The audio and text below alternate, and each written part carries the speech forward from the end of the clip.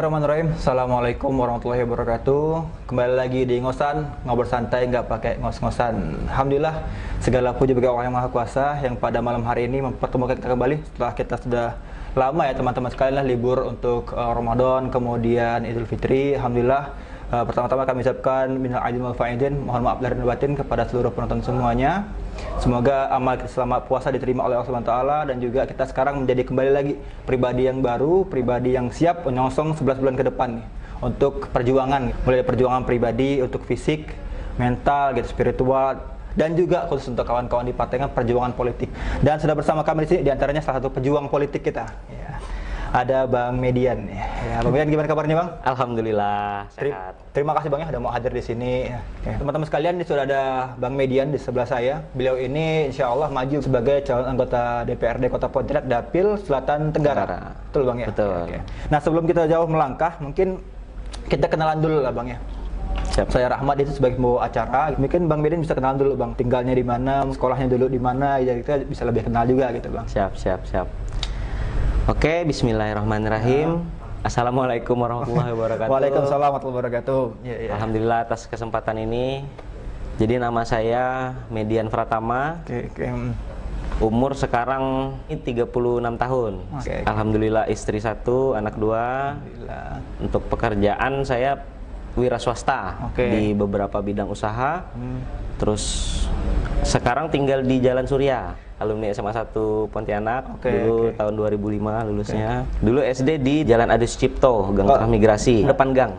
Kecilnya sempat di sana berarti ya? Kecilnya di sana. Ada SD 37. Masuk SMP saya ke SMP 3 waktu itu. SD 37 kemudian SMP 3, SMA 1 Kota Pontianak. Jadi kan kalau kawan-kawan nonton bisa tahu nih kan, di kawan saya maju nih gitu kan. Nah, seperti itu. Amin. Oke. Terus sekarang kesibukannya di mana nih Bang? Sehari-hari ini Bang?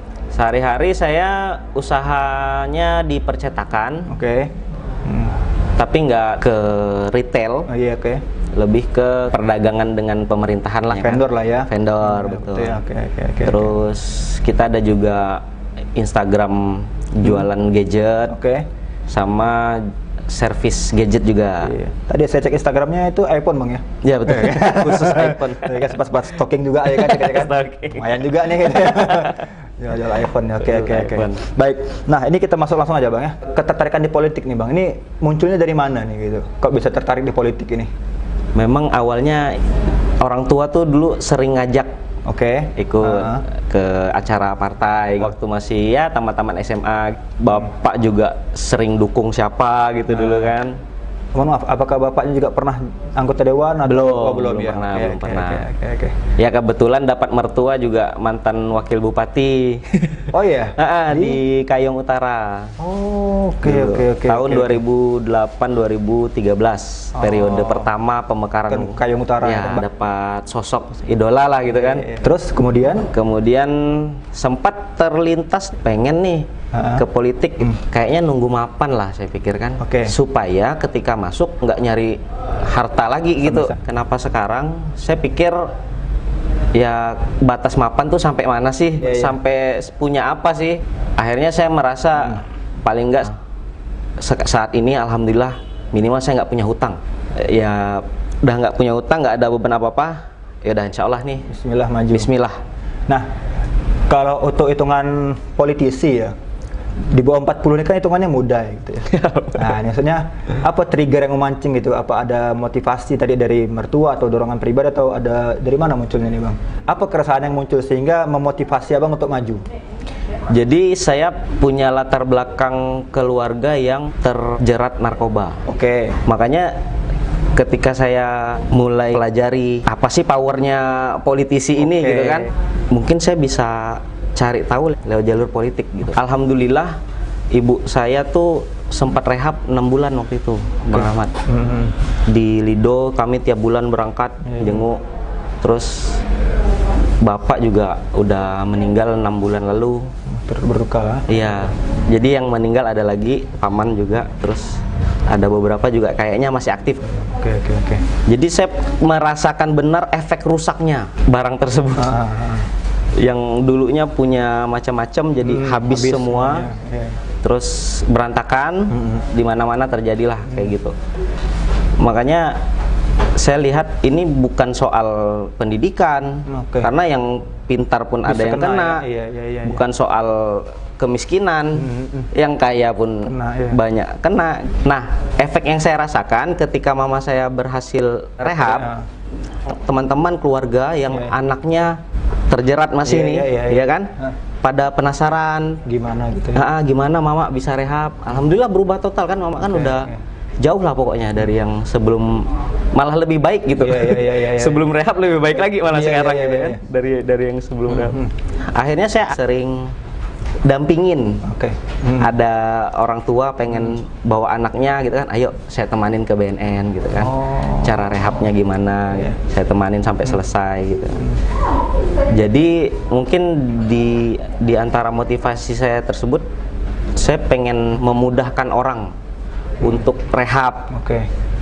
Nah, kalau untuk sisi pemberantasannya saya belum, mohon maaf nih, terlalu belum. Memang kalau segi penindakan kan Allahu alam ya, apakah level kabupaten kota ini bisa gitu betul. Untuk perda segala macam betul. Paling saya pengen bikin itu aja sih, pendampingan kita edukasi betul. Jadi memang ini udah mengalami langsung berarti Bang. Betul. Jadi, ini dorongan yang cukup kuat berarti ya. Betul, Bang. Artinya dan ini mungkin dalam tanda kutip kasus besar yang tidak kelihatan di Kota Pontianak. Secara umum memang tidak kelihatan, tapi kayaknya kita tahu bahwa banyak kasus-kasus begini kan. Termasuk yang pengen berubah juga banyak, tapi tadi kayaknya aksesnya kurang dapat ya. Iya, betul. Artinya ini di antara alasan yang maju cukup kuat Bang ya untuk program ini ya. Insya Allah. Oke, baik. Kalau Abang lihat potensinya besar enggak anak-anak muda lainnya yang juga mungkin ingin berubah tapi tidak punya akses gitu Bang? Iya, jadi rehab itu kan difasilitasi sama BNN. Hanya fasilitas BNN itu di Jawa. Yang saya tahu ya, di Lido Bogor kan. Kalau di Pontianak itu dari fasilitas Dinkes sama fasilitas Dinsos itu terpisah. Yang Dinsos ini rehab sosial, yang Dinkes ini rehab medisnya aja. Nah, di BNN itu combine-nya gitu, lebih komplitnya gitu. Cuma harus ke Jawa, kita berangkat sendiri. Semuanya gratis sebenarnya. Tapi ongkosnya sendiri. Cuma ongkos kita berangkat sendiri. Nah, mungkin dengan adanya bantuan lagi dari pemerintah, kita mudahkan, atau kita punya fasilitas sendiri di sini. Yang saya banyak dengar, ngapain rehab nggak sembuh juga, karena mereka belum rehab yang di Jawa sana, yang di Lido itu gitu. Berarti memang ini keinginan besarnya bikin kayak gitu Bang ya? Iya, insya Allah. Lido versi insya Allah kalau bisa, ataupun kita bantu yang berangkat gitu. Buat yang kesana ya. Memang bantuan penuh dari pemerintah ya selama di sana aja. Gitu. Pelayanan di sananya ya. Pelayanan di sana. Jadi yang memang domisilinya di sana ya tinggal datang aja gitu kan. Yang di luar pulau inilah kendalanya. Apalagi kita di Pontianak. Jadi saya kepengennya ya Pontianak punya itu, atau bisa difasilitasi berangkat ke sana dengan mudah. Semoga lah dimudahkan Bang jalannya. Insya Allah. Tadi kan itu dari pengalaman pribadi. Kemudian dari faktor sosial mungkin yang Abang lihat di Kota Pontianak ini gitu kan, kira-kira ada nggak kegelisahan yang pengen diubah, entah dari segi anak muda, kan sebagai anak muda nih ya, melihat ada nggak potensi yang bisa dimaksimalkan gitu kalau dari anak muda sendiri. Biasanya tuh kan, saya bicara umum dulu lah. Kalau orang umum itu biasanya kan normatif ya. Terjun ke politik itu gitu kan, ya saya pengen mensejahterakan rakyat. Kayak gitu kan. Saya pengen meningkatkan kesejahteraan masyarakat. Tapi kan ini tidak bisa diukur ya. Maksudnya kita mau milih orang ini tidak jelas nih. Karena semua orang kayak gitu. Betul. Abang ini punya visi yang lebih spesifik gitu kan. Kenapa maju gitu kan? Apa yang mau ditawarkan gitu ke anak-anak muda gitu kan. Nah, sebelumnya saya mohon maaf dulu, dari awal belum disclaimer ya. Saya baru belajar politik nih kayak kuliah tuh 1 semester lah istilahnya. Masih umur jago. Tapi kan anak muda ini kan semangatnya. Kan gitu. Jadi apapun yang saya sampaikan nanti ya mudah-mudahan dapat dimaklumi keterbatasan informasinya, datanya, faktanya gitu kan. Mohon maaf sebelumnya. Nah, visi besarnya ini pandangan saya ya. Jadi bukan jadikan fakta umum, pandangan saya tentang politik yang selama ini saya rasakan. Gini ceritanya, saya cerita dikit ya. Boleh. Jadi setiap zaman itu ada isunya masing-masing. Zaman penjajahan, isunya orang terjajah ya pengen merdeka. Alhamdulillah, qadarullah kita merdeka. Masuklah masa Orde Lama, Orde Baru. Kalau Orde Baru saya lihat isunya demokrasi yang dikekang. Oh iya. Kadarullah tumbang Orde Baru, reformasi berjalan, muncullah demokrasi. Yang pertama kali saat itu yang terlihat ada ratusan partai yang muncul, yang lolos tuh cuma 48 tahun 99 pemilu setelah Orde Baru. 2004 pertama kalinya presiden dipilih langsung. Cuma untuk DPR masih tertutup. Partai yang menentukan, rakyat cuma milih partai aja. Nah, 2009 pertama kalinya sistem proporsional terbuka. Rakyat memilih langsung orang yang diwakilinya. Disitulah mulai muncul isu money politik. Oke. Nah, mulai seru nih. Iya. Jangan nih. Ini agak tepi jurang nih. Iya. Hingga saat ini. Oke, masih gitu terus kan. ya. Kita lihat ya transaksional. Makanya di PKS kita diajarkan kita pilih wilayah transaksional dan rasional. Gitu kan. Jadi efek dari money politik ini buat saya, banyak orang baik itu stigmanya mau masuk nih harus modal gede. Iya. Gitu kan? Akhirnya yang berani masuk ya pemodal besar. Betul. Oligarki, sekarang oligarki. Kaum elit. Makanya yang saya kejar di politik paling tidak kayak buka jalan gitu istilahnya. Nunjukkan bisa loh, kalaupun memang berhasil ya. Tapi mudah-mudahan caleg-caleg lain di PKS juga memperjuangkan yang sama. Karena ketika masyarakat sudah tercerdaskan dengan money politik, udah nggak laku lagi. Ya saat itu mungkin insya Allah kualitas DPR luar biasa. Lebih bagus lagi ya. Sekarang kan kepercayaan masyarakat sama partai politik cuman 54%. Ya, betul. Ke DPR-nya cuma 61% gitu kan. Kenapa bisa buruk seperti itu? Karena tadi orang baiknya banyak nggak minat. Iya kan? Orang modal istilahnya katanya. Karena harus modal besar. Pakai modal gitu. Makanya yang pemodal besar nih yang akhirnya bermain di situ gitu kan.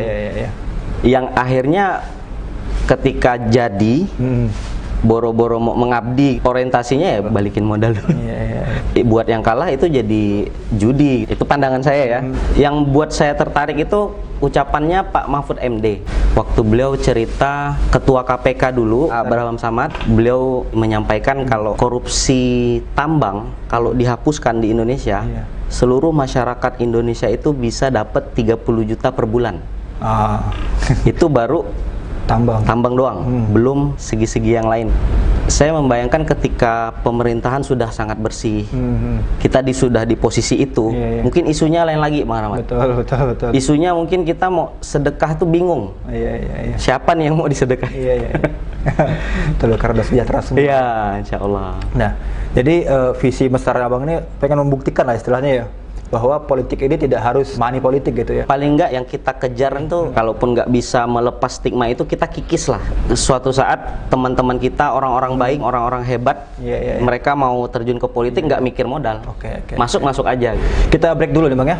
Break dulu. Yang kawan-kawan di rumah juga ya, silakan siapkan minumannya gitu ya. Kemudian yang mau tanya juga bisa ya, sampaikan di kolom komentar, atau mungkin kawan-kawannya kan mau sapa-sapa juga dipersilakan di kolom komentar. Kita akan kembali sesaat lagi, tetap di Ngosan, ngobrol santai nggak pakai ngos-ngosan.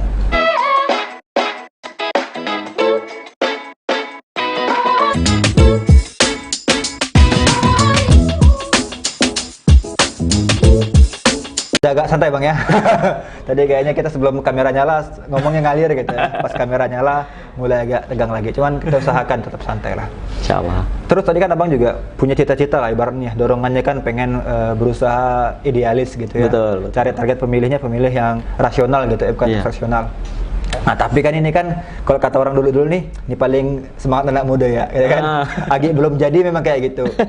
Tapi kok udah jadi lupa. Nah ini kok ada orang ngomong kayak gitu gimana Bang? Apakah akan seperti itu atau gimana menanggapinya Bang? Iya. Kalau di pandangan saya, saya melihat pertama mungkin memang soal iman. Iman ini kan Allah yang membolak-balikkan hati manusia yang maha kuasanya. Kedua, soal gaya hidup. Alhamdulillah saya dan keluarga juga udah memutuskan ya, sejak menikah tuh kita gaya hidup bebas hutang. Oke.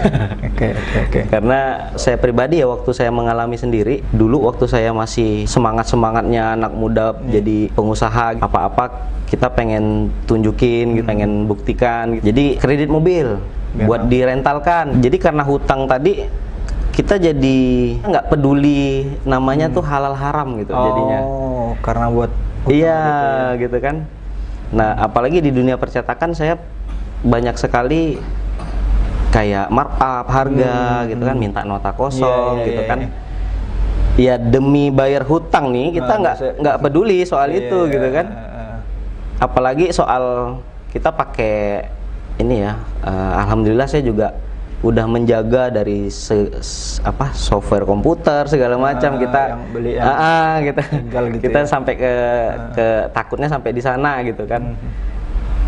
Makanya aslinya manusia tuh saya pikir fitrahnya tuh baik gitu sebenarnya. Cuma karena ada dorongan lain, dorongan hutang, mungkin dorongan Segala gaya macam. hidup, betul, sama ya mungkin dari pasangan juga. Alhamdulillah kami sepakat sama istri untuk ya kita apa adanya, udah biasa beli barang bekas gitu kan, beli yang gadget, kendaraan juga beli yang second ya gitu kan.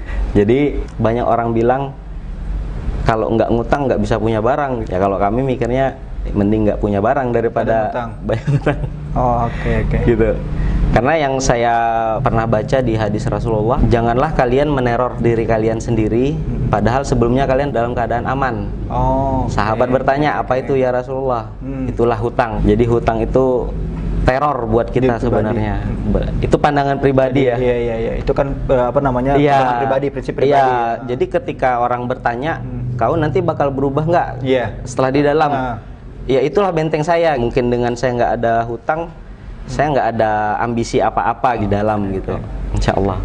Termasuk kan di antara yang menjadi dalam tanda kutip rahasia umum kan modal. Ya betul. Nah, dia kan orang mau maju nih modal dari segala macam. Betul bang. Karena ketika dia jadi mau tidak mau harus balikkan modal. Iya, Bang. Nah ini kira-kira abang dari itu gimana bang? Apakah akan seperti itu juga atau menghindari hal seperti itu kan gitu?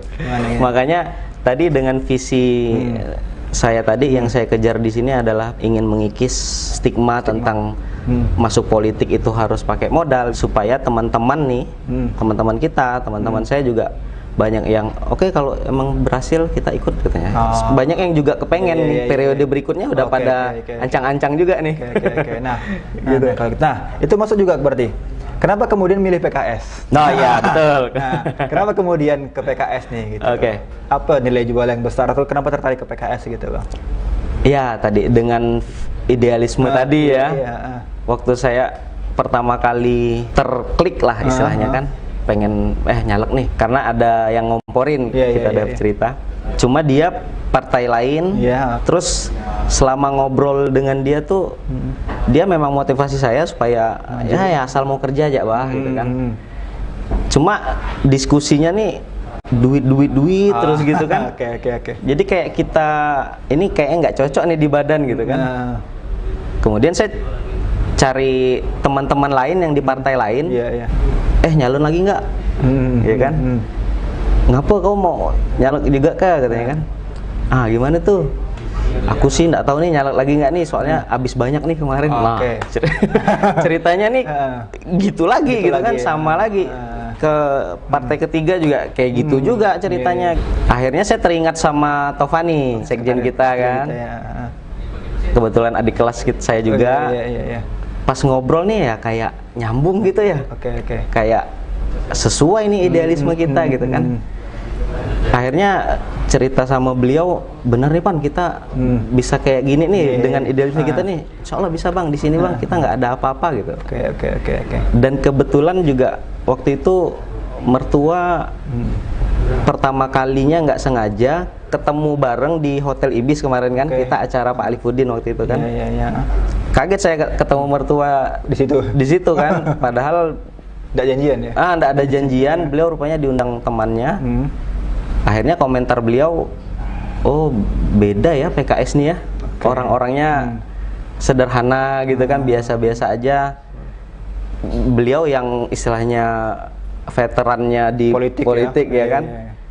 tahulah Iya, seperti gimana apa gaya di hidup. partai lain nih gimana hedonismenya. Jadi beliau sendiri mengakui dan akhirnya ya saya juga lihat sendiri, menyaksikan sendiri anggota dewan yang sudah duduk dari PKS gimana hidupnya mereka, gaya hidupnya yang kita kenal sendiri ya kan. Ya akhirnya kadarullah saya duduk di sini. Cocok ya. Cocok. Jadi artinya caleg. dari mertua jadi Bang artinya. Awalnya ya karena stigma tadi ya. Mertua, orang tua waktu saya ngasih tahu, "Mak mau nyalek." Banyak modal kau nih gitu. Selalu seperti itu ya. Terus mertua juga awalnya bilang kayak gitulah kurang lebih lah. Ada yang modalin kah? Gitu. Karena stigma tadi ya. Iya. Mertua sih yang saya lihat memang beliau salah satu idealisme juga yang dipertahankan. Kenapa beliau tidak melanjutkan ke periode berikutnya lah. Nah lebih dalamnya mungkin cerita lain lagi ya. Artinya klik lah sama PKS nih Bang ya. Iya, insya Cocok Allah, ya? insya Allah. Siap. Oke. Ini kita ada pertanyaan nih Bang dari netizen nih di kolom komentar YouTube-nya, coba kita bacakan dulu. Dari Abang JP nih. Nah ini cuman lah nih Bang supaya Pontianak nih bisa kayak kota-kota besar yang sudah sangat maju dan berkembang. Ada gambar dah Bang? Jangan Bang kecil besar gitu kan. Di Pontianak nih. Ada gambar enggak mau seperti apa gitu Bang biar maju kota Pontianak nih. Oke. Sebenarnya yang jadi masalah di Pontianak nih disparsial ya, kesenjangan. Yang kaya dengan yang di bawahnya agak jauh, yang pinter-pinter sekali, yang biasa-biasa sekali gitu kan. Karena kita mungkin bisa lihat infrastruktur di kota ini sebenarnya udah bagus sebenarnya gitu kan.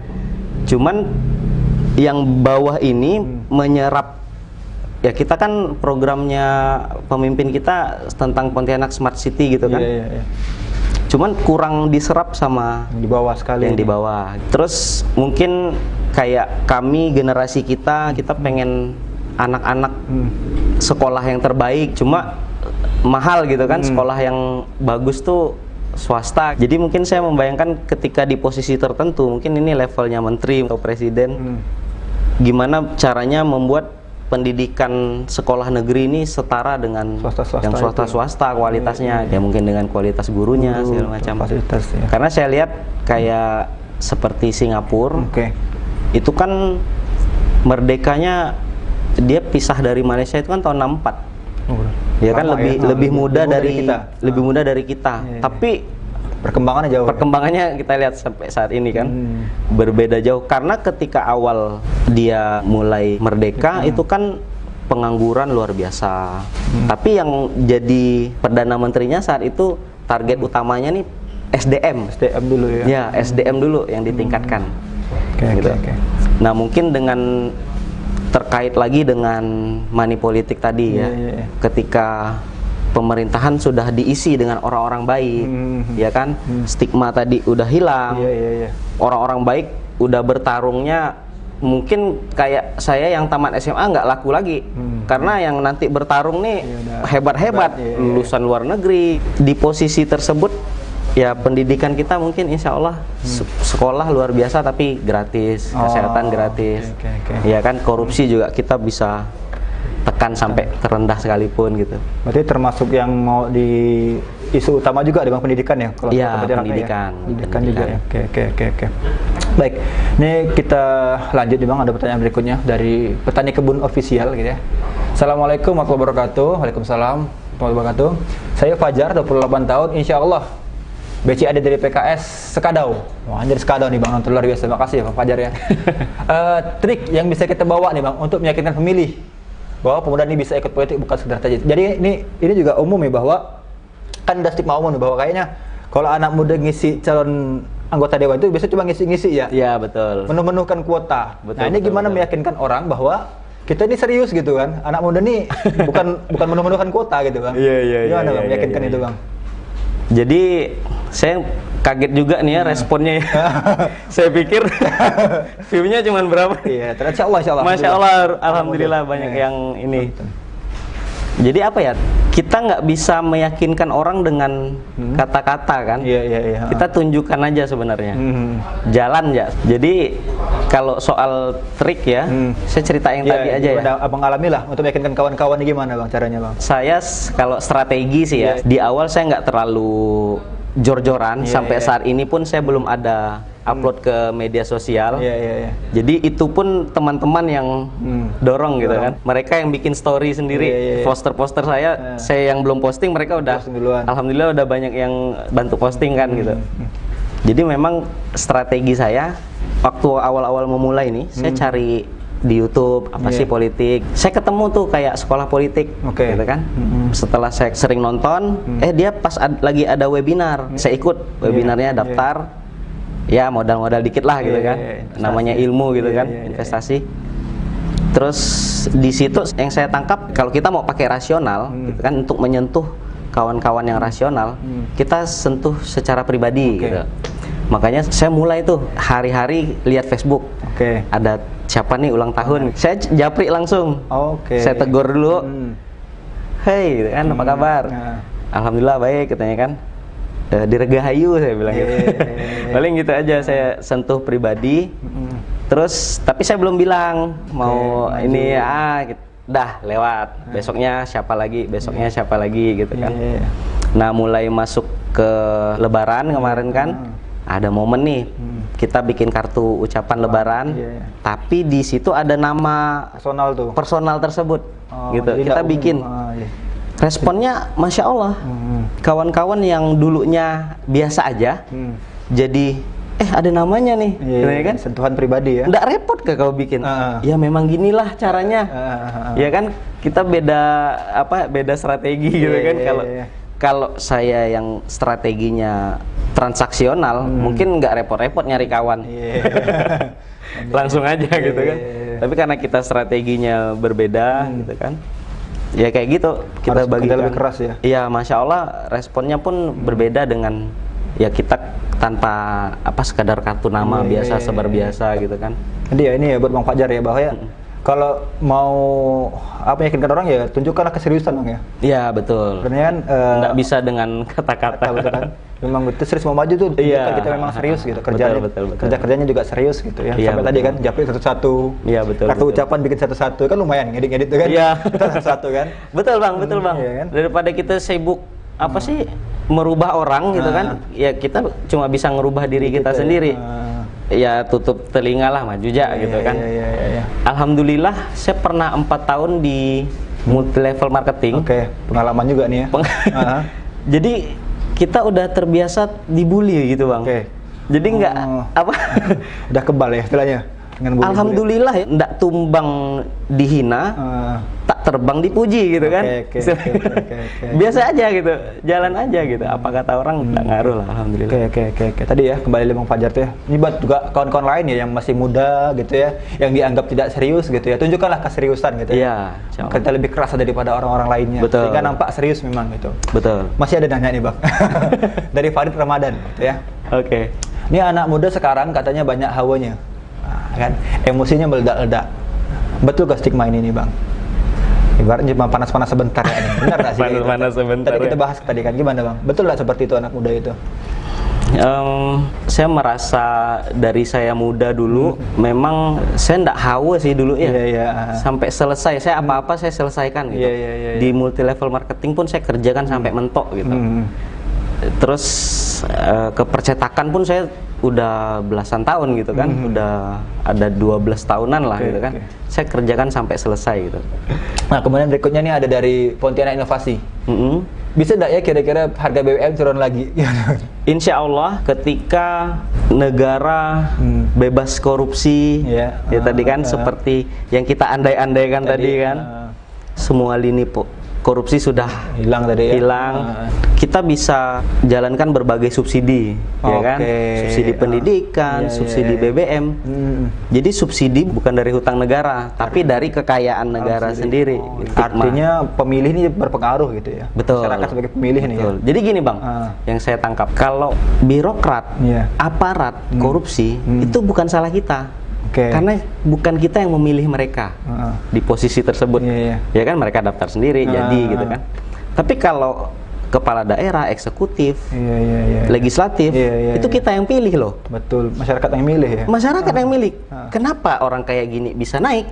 Ya kan? Iya. Kenapa money politik bisa laku? Iya. Nah, dengan kita edukasi gitu kan. Makanya misi saya tadi ya sekedar ketemu orang-orang, sekedar edukasi, kita sepakat dulu lah bahwa money politik ini pembodohan. Merusak ya. Iya, Pembodohan. merusak. Iya kan? Nah, kalau kita bercita-cita mencerdaskan bangsa, mudah-mudahan caleg-caleg di daerah lain, kita sepakat dulu gitu. Kalau money politik pembodohan dan kita punya cita-cita mencerdaskan bangsa, tujuannya tadi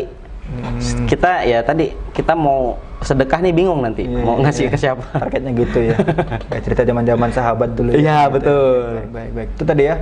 Jadi memang harapannya memang masyarakatnya tercerdaskan, pelakunya juga ya sebagai orang-orang yang maju ini juga bisa tidak mendukung itu gitu. Karena kan kadang-kadang bingung juga gitu nih.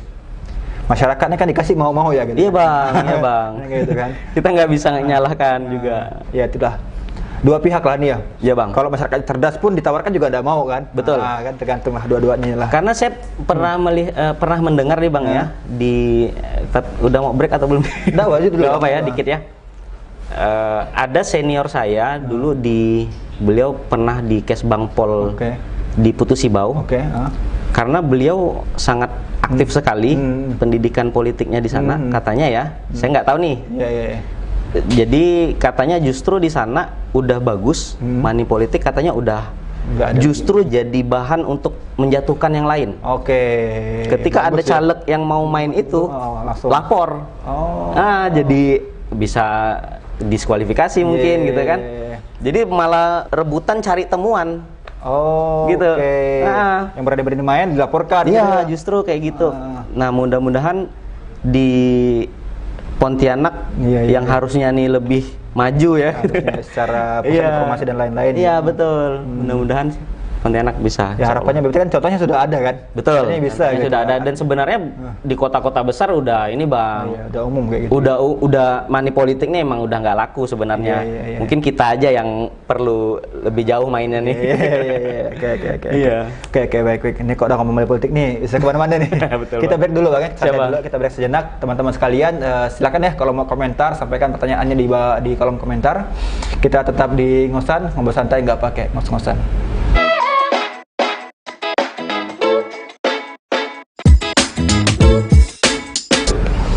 Kembali lagi di Ngosan, ngobrol santai nggak pakai ngos-ngosan. Ini kita udah masuk akhir-akhir nih bang. Lumayan, nggak terasa gak ya? Nah, tadi bang ya, saya kembali lagi soal harta money politik nih.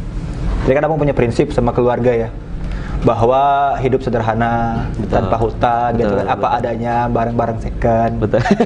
Orang pasti akan bilang itu kan belum jadi. Iya. Kan belum tahu potensi nanti berapa gajinya, berapa tunjangan-tunjangannya kan belum tahu, belum lagi tuntutan segala macam kan. Betul. Nah, gimana mementingin diri itu bang terkait dengan masa depan yang kalau jadi ini gimana gitu kan? Jadi saya pernah lihat video gitu kan. Akhirnya saya paham juga bahwa kekuasaan, harta itu tidak mengubah orang, hanya mempertegas siapa dia gitu. Orang kaya yang pelit, ya memang dari miskin dia pelit. Memang pribadinya memang gitu. Orang kaya yang dermawan ya dari miskin dia dermawan gitu. Orang kaya sombong, ya memang dari miskin dia udah sombong gitu.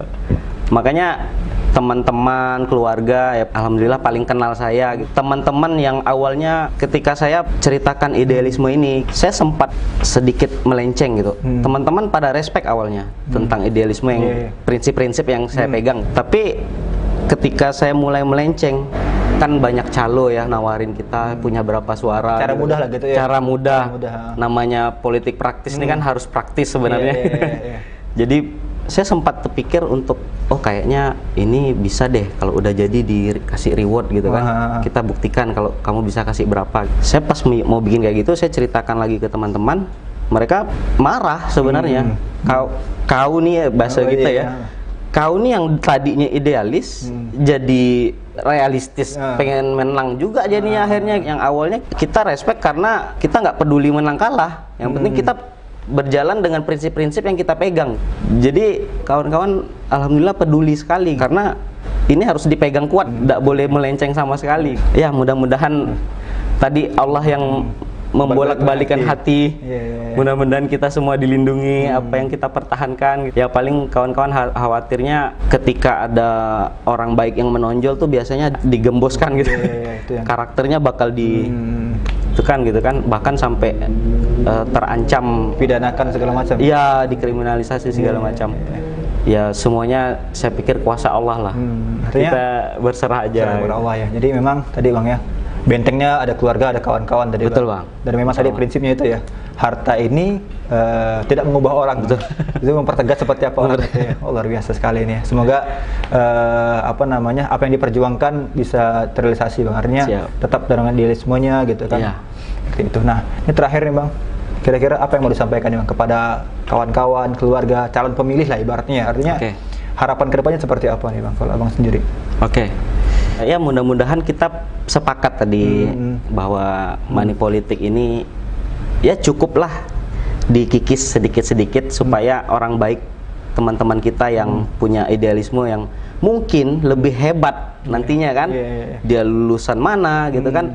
Karena banyak saya temukan caleg-caleg lain sebenarnya ide-idenya bagus, program-programnya jauh dari yang saya pikirkan gitu. Oh, keren sekali ininya nih, tentang sampah, tentang transportasi. Tapi itu tadi tetap akhirnya strateginya satu suara berapa tarifnya. Jadi saya pikir apa kayak jadi Robin Hood gitu kan. Idenya bagus, istilahnya niatnya baik, tapi caranya enggak betul juga gitu kan.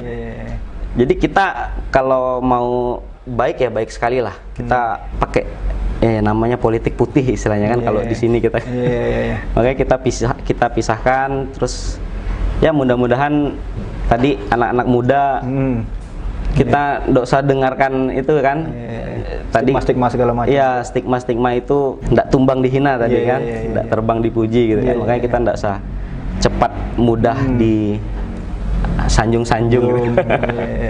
Nggak gampang jatuh juga ya. Iya, gampang jatuh. Dan mudah-mudahan teman-teman sesama PKS lainnya kita punya prinsip yang sama.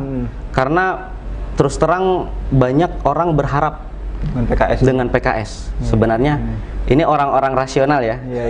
Yang saya bicarakan, banyak orang rasional yang berharap dengan PKS untuk mempertahankan itu. Sebenarnya. Karena misalnya kita ngasih makan orang nggak apa-apa lah, ya kan?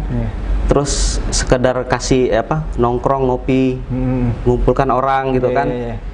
Cuman akhirnya modalnya jadi gede juga.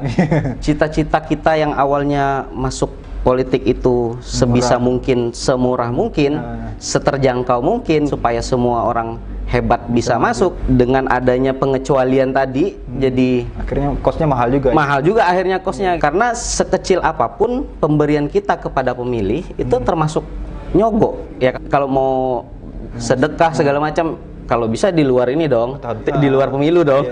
Setelah pemilihan kalau bisa gitu. Biar nggak ada tendensi kemana-mana. Iya betul, nggak ada kepentingan apa-apa. Makanya tadilah kita berjalan di prinsip-prinsip yang kita pegang. Oke. Tadi harapannya. Iya Bang. Kalau pemilihnya udah cerdas, pelakunya juga tidak bermain, insya Allah harapannya yang terpilih adalah orang-orang yang baik. Gitu ya. Betul Bang. Tadi kan kita pengen BBM, subsidi lagi gitu Bang ya. Iya Bang. Lagi kan. Mungkin gratis kalau iya kan. Pendidikan murah segala macam semuanya murah gitu ya. Oke. Ada lagi Bang? Sampaikan terakhir mungkin sebelum kita tutup. Paling pantun kali Bang. Boleh Bang, boleh. Terima kasih buat yang udah menonton, yang udah komen. Alhamdulillah, saya nggak nyangka ada interaksi. Ada yang nanya juga malah.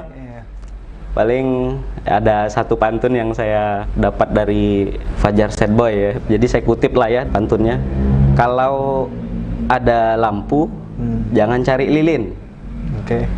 Kalau ada aku, jangan pilih yang lain. Oke. Terima kasih Bang Medan sudah hadir. Sama-sama Bang Rahmat. Iya. Sampai jumpa lagi teman-teman sekalian di ngosan-ngosan episode berikutnya. Mohon maaf kalau salah kata. Kami berdua undur diri. Terima kasih. Assalamualaikum warahmatullahi wabarakatuh. Tetap di ngosan, ngomong santai nggak pakai ngos-ngosan.